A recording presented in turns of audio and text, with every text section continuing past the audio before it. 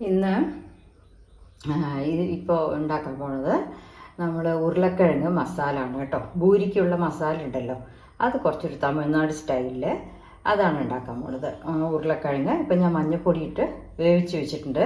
അതിൽ കുറച്ച് മഞ്ഞൾപ്പൊടി കാണാൻ വെച്ചിട്ടുണ്ട്. പിന്നെ തക്കാളി വെളിച്ചെണ്ണയിലാണ് ഉണ്ടാക്കണത്.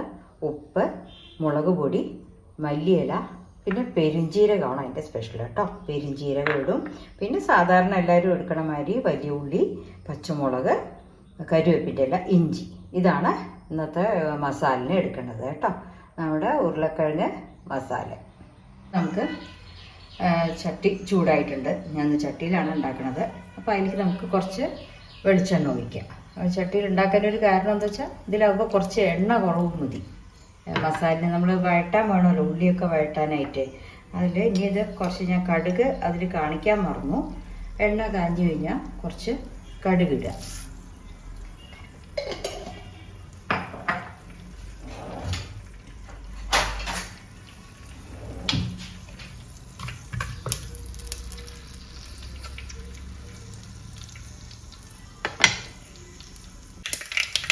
കടുക് പൊട്ടിയിട്ടുണ്ട്.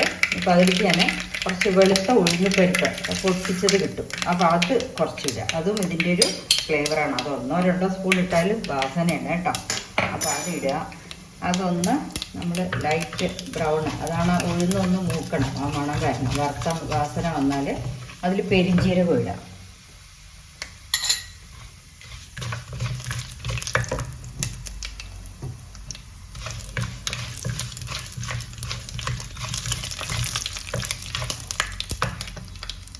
അതൊന്ന് ലൈറ്റ് ബ്രൗൺ ആയിട്ട് അതിൻ്റെ മണം വന്നിട്ടുണ്ട്. കഴിക്കാൻ വിടണ്ട. അടുത്തതിലാണെങ്കിൽ സിമ്മിലിട്ടുള്ളൂ. ഇനി ഞാൻ പെരുംജീരകം നമ്മൾ 1 സ്പൂണ് എടുത്തിട്ടുണ്ട് കേട്ടോ. അപ്പോൾ അത് ഇട്ടോളൂ. അത് ഇതിൻ്റെ ഫ്ലേവറാണ്. പെരുംജീരകം ഇടുക.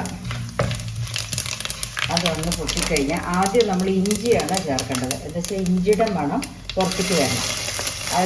അതാണ് വാസന. മറ്റേതെല്ലാം കൂടെ ആകുമ്പോൾ ഇഞ്ചിയുടെ മണം അത്ര പുറത്ത് വരില്ല. ഇഞ്ചി നന്നായി ഒന്ന് വഴണ്ട ശേഷം വലിയ ഉള്ളിയും പച്ചമുളകും കരിവേപ്പിൻ്റെ ഇലയും വഴറ്റിയത് ഇടുക. ഇപ്പം ഇഞ്ചിയുടെ മണമൊക്കെ നന്നായി വന്നു. ഇനി അതിലേക്ക് നമ്മൾ പച്ചമുളക്, വലിയ ഉള്ളി നീളത്തിൽ മുറിച്ചത്, കരിവേപ്പിൻ്റെ ഇല 3 കൂടി ഇടുക. ലേശം ഉപ്പിട്ടിട്ട് അതൊന്ന് വഴറ്റാൻ വയ്ക്കുക. എന്ന് വെച്ചാൽ ഉള്ളിത്തെ വെള്ളം ഇട്ട്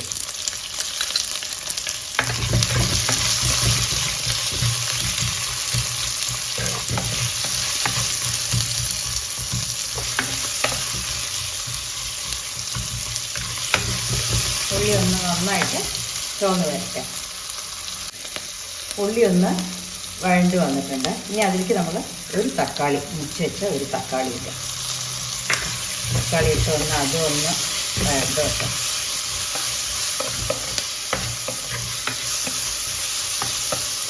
ഇനി അതിലേക്ക് ഞാൻ ഉരുളക്കിഴങ്ങ് തോല് കളഞ്ഞ് വേവിച്ച് വെച്ചിട്ടുണ്ട്. ചെറുതായി മുറിച്ചിട്ട് അതിൽ മഞ്ഞൾപ്പൊടി ഇട്ടിട്ടുണ്ട്. അതിനെ നമ്മൾ അതിലേക്ക് ഇടുക.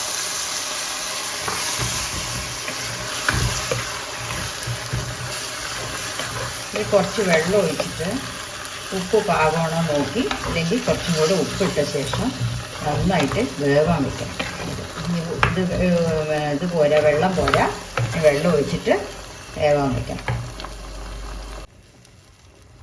വെള്ളം അത് കണ്ടില്ലേ, രണ്ടും ഒന്ന് ഒപ്പം നിൽക്കണ മാതിരി വെള്ളം ഒഴിച്ചിട്ട് നന്നായിട്ട് ഒന്ന് അടച്ച് വെച്ച ശേഷം ഇത് എന്താ പറയുക, ഉടച്ച് എടുക്കണം. അടച്ച് വെച്ച് വെന്ത ശേഷം നമ്മളൊരു സ്മാഷർ വെച്ചിട്ട് ഒന്ന് ഉടച്ച് എടുക്കണം. ലാസ്റ്റാണ് കുറച്ച് മുളക് പൊടി ഇടുക കേട്ടോ. അപ്പം നമ്മുടെ ഇത് മസാല നന്നായിട്ട് വെന്തിട്ടുണ്ട്. ഉരുളക്കിഴങ്ങും എല്ലാത്തിനും ആ ഫ്ലേവറൊക്കെ പിടിച്ചിട്ടുണ്ട്. ഇനി അതൊന്ന് നമ്മൾ ആ സ്മാഷർ കൊണ്ട് ഒന്ന് ഇങ്ങനെ ഉടച്ച് കൊടുക്കണം. അപ്പോഴേ അതിൻ്റെ ആ ഗ്രേവിയൊക്കെ തിക്നെസ് വരില്ല. ഉരുളക്കിഴങ്ങല്ലേ, കുറച്ചൊക്കെ കഷ്ണമായിട്ടുണ്ടാവും. ഒരുപാട് ഉടയ്ക്കരുത്. ഒന്നിങ്ങനെ കൊത്തി ഇട്ടിട്ട് ഉടച്ചിട്ട് മല്ലിയില ഇട്ട് അത് ഈ ലാസ്റ്റാണ് കുറച്ച് എരിവ് നോക്കിക്കോളൂ. പോരെങ്കിൽ മുളക് പൊടി കുറച്ച് അധികം ഇടുക. അല്ലെങ്കിൽ ആ കളറിൻ്റെയും ഭംഗിക്കും വേണ്ടി ഞാൻ കുറച്ച് മുളക് പൊടി ഇടും.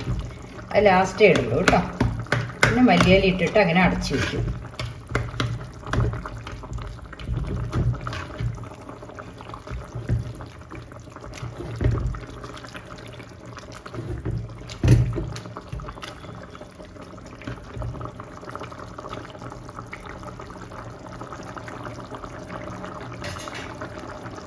അതിന് കുറച്ച് മുളക് പൊടി ഇട്ടു,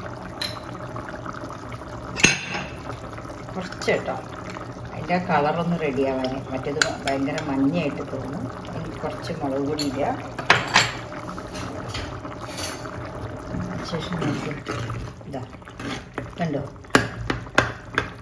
ഒന്ന് അടച്ചു കൊടുത്താൽ എല്ലാം കൂടെ ഇവിടുന്ന് ഇതായിട്ട് നിൽക്കണം ഉരുളക്കിഴങ്ങ്. ഇനി കുറച്ച് ആ മല്ലിയില ഇട്ടിട്ട് അടച്ചു വെച്ചാൽ ഒരു 2 മിനിറ്റ് കഴിഞ്ഞാൽ എല്ലാം സെറ്റായിട്ട് കുറുകി നിൽക്കും കേട്ടോ. മല്ലിയില ഇടാം, അടച്ചു വയ്ക്കാം, ഗ്യാസ് ഓഫ് ചെയ്യാം. അത് ചൂടാറും ഒന്ന് ഇരുന്ന് റെഡിയാവുകയും ചെയ്യും, കുറുകുകയും ചെയ്യും. അങ്ങനെ മസാല നമ്മുടെ റെഡി ആയിട്ടുണ്ട്. ഈ മസാലയുടെ കൂടെ ഞാൻ ഭൂരിയാണ് ഉണ്ടാക്കുന്നത്.